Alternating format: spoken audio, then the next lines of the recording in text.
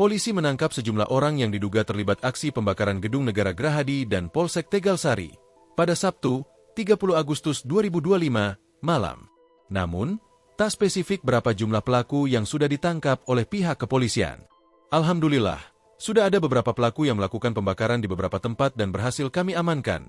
Saat ini sedang dalam proses lidik, kata Kasat Reskrim Polrestabes Surabaya, AKBP Edi Herwianto dikutip dari Surya, Senin, 1 September 2025. Setelah rampung di Gerahadi, proses olah TKP bersama tim Inafis Polrestabes Surabaya berlanjut ke Mapolsek Tegalsari.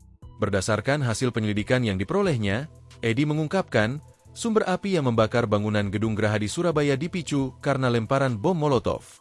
Berkaitan dengan peristiwa tanggal 30 Agustus hari Sabtu, di mana telah terjadi tindakan anarkis yang dilakukan oleh sekelompok orang yang tidak bertanggung jawab, sehingga saat itu mereka melakukan pelemparan bom Molotov ke Gedung Negara Gerahadi bagian barat, pungkas Edi.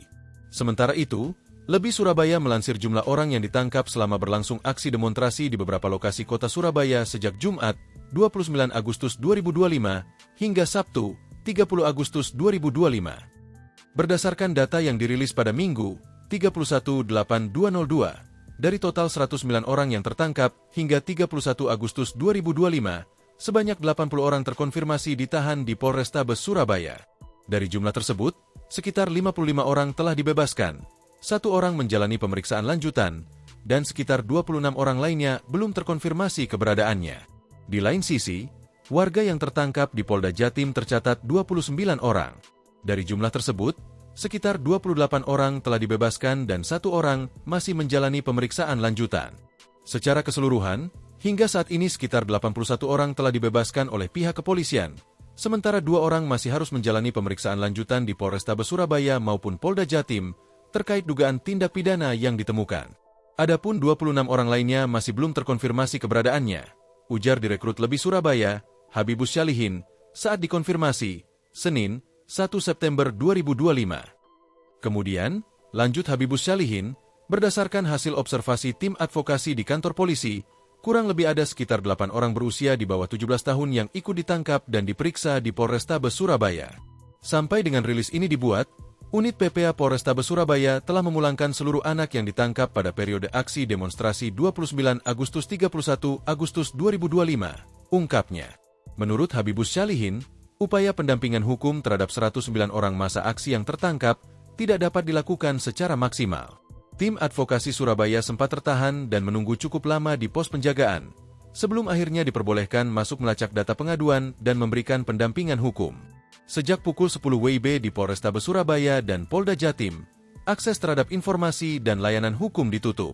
Data resmi baru bisa dikonfirmasi sekitar pukul 17 WIB, dan informasi yang lebih jelas baru terbuka menjelang malam, sekitar pukul 21 WIB, tak lama sebelum sebagian besar orang dibebaskan.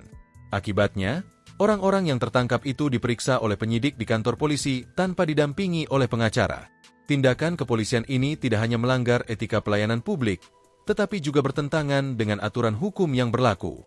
Pasal 54-60 KUHP secara tegas menjamin hak tersangka dan saksi untuk didampingi penasihat hukum sejak pemeriksaan dimulai.